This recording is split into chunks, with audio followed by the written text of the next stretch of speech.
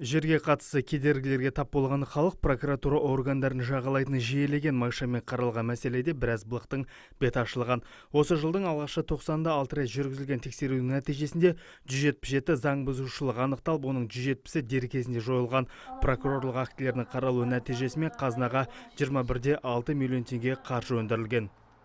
Қазақстан Республикасының әкімшілік құқық бұзушылық кодексінің 136 бабымен мемлекеттік жер учаскелерін заңсыз иеленіп алу бойынша әкімшілік жауапкершілік көзделген. Бұл жерде жеке тұлғалар мен кәсіпкерлерге 75, кем деген 75 айлық есептік көрсеткіштен максималды 700 айлық есептік көрсеткішке дейін мөлшерінде әкімшілік айыппұл көзделген. Бүгінгі таңда Шымкент қаласының аумағында жалпы 39 гектарды құрайтын 452 жер учаскелерін өз бетінше иелену деректері анықталған. Бұндай жағдай Құрсай, Сайрам, Тассай, Бадам, Қарабастау, Жалын және Азат тұрғын үй алаптарында орын алған.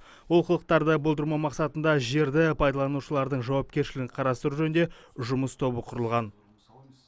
Бұл мыңдаған қазір үйлер салынып, жүздеген жаңа халықтың, азаматтардың өз мүдделері бар.